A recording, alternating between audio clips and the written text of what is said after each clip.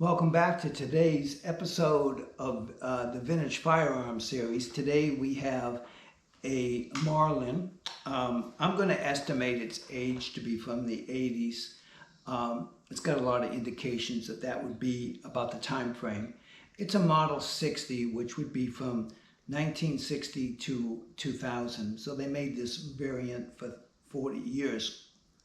It's in really nice shape. You see a lot of guns like this out there. They're purchased and never used, I guess. I have fired this a while back. Don't know. I think I bought this in Georgia, out of all places. So it's in remarkably good condition, including the original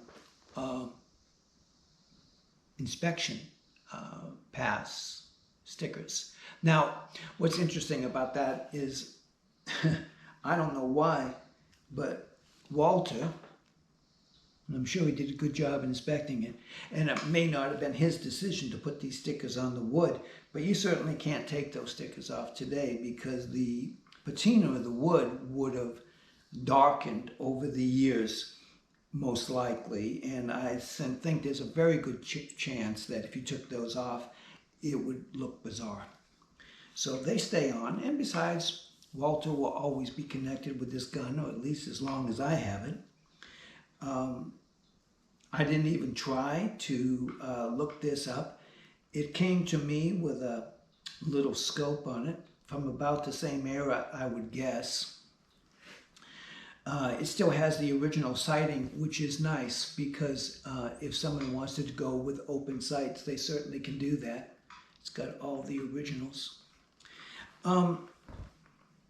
It's as this model, I think this model was only long rifle, which actually I think they cycled better anyways. Like I said, the one I had from 41 was a short, and that was problematic. It's a tube feeder, so these typically hold from 10 to 15. The other day I was doing one, and well, actually, it would hold 11 if you if you were so inclined, but meant to design 10, hold 10. Original buttstock, which is totally plastic, and this guy just fell off. I kind of keep these with it. I figured, hey, they've been on there since the beginning. I'll go ahead, and it keeps the dust off the lens. So there you have it. You have the particulars. You have a cross safety. So before we put ammo in it, we would definitely kick on the safety. And let's take her outside and load her up, the tube feeder. And we'll see how good or not so good. I think I fired a few shots from it in the past. I may or may not sight it. I may or may not have sighted it. I don't think I'll take the time to sight it today. It'll be what it'll be. And but it's usually a good idea to sight them. They get hit a little bit or something like that.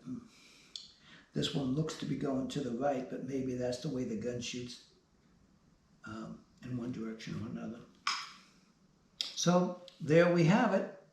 Inspections and all, the original wood. Now this was be a gun that you would find at a pawn shop for, I would estimate the value of this at a typical pawn shop.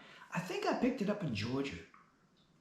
I'm trying to remember, at a pawn shop in Georgia. I went down there to buy something else totally unrelated to guns. And on while I was there, I stopped off at a pawn shop. And I think this is the one I got there. So, like I said, it's worth about $200. That's really what it's worth. What I paid for it exactly, I don't know. But it'll be right in that category. I wouldn't have paid much more for it. And so let's go try it out and see what we're doing. Let's head outside. Okay, so here we go. We got our Marlin here, and we've got our 22 ammo. Again, I like LRs because you can get the ammo anywhere. And Depends what you classify as cheap nowadays, but to be honest with you, it's probably the cheapest available, and certainly is the most readily available is 22 LR. These guns hold quite a bit with the tube feeders. I think this one's going to hold more than the last one. The last one I had was only 10. But that was an earlier version from 1926, this being somewhere between probably in the 70s or 80s. Most of them then held quite a few. I want to say about 15 or something. I haven't actually counted them.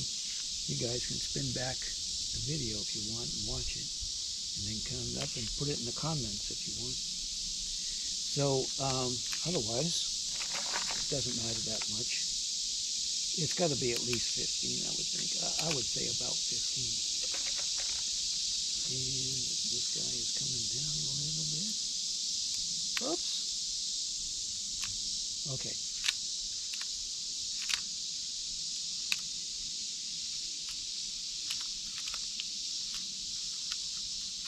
There we go.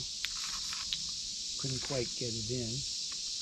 My caps keep falling off, which is good enough because they're going to come off anyways.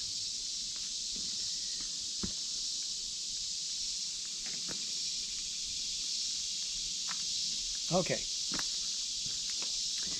so let's go ahead and get started, see what we got here. I'm going to go for the target down there. It's about 60 feet away. And we'll see what we can do today with this. Some of these inexpensive guns do not have real tight groupings, but semi-tight. This has got the micro groove barrel, so that was supposed to be cool. I don't know, I'm an old timer, liking old time stuff, but it's okay. We'll go ahead and give it a run. I'm going to take you guys down there until I get my better setup, and we'll see just what we can do today.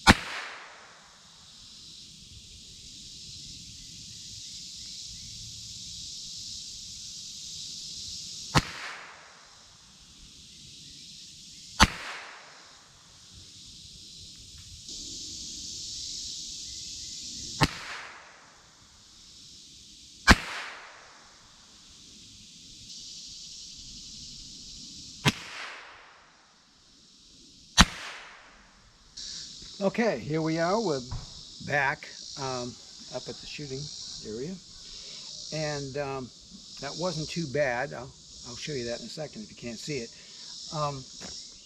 We put it back on safety, even so we know that it's empty.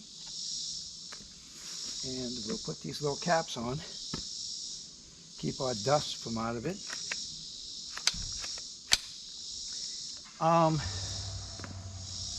Let's talk about our shooting.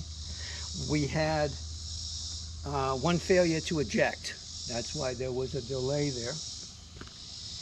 And overall, though, I would say pretty good. Maybe with a little more shooting, it might not do that. It's hard to say. I didn't do anything to it, just pulled it up. I thought it would be interesting to do a video on it because it's a modest priced target gun, is what it is. And they all look pretty tight here to me. I really can't say anything. I mean, obviously, it's a very tight grouping, and if you were to make an adjustment on the scope, you could make it pretty much a bullseye type arrangement, and if I took more time in between the shots, maybe I could do better as well. But I hope that you found it interesting what I have presented today. It was a pretty nice little video. It was an enjoyable video to shoot, especially when the grouping was fairly tight. And if you have any questions or concerns, you can always address those in the comments. We're a tiny channel, tiny, tiny, tiny. As of the making of this video, we have 4 subs. Would you like to make it number 5? It's up to you. In any case, I'm having a great time with my tiny, tiny little channel, and I hope that you've enjoyed some of what I've had to offer. Okay? Thank you so much. I appreciate you, and I'll look forward to seeing you tomorrow. Okay? Bye-bye.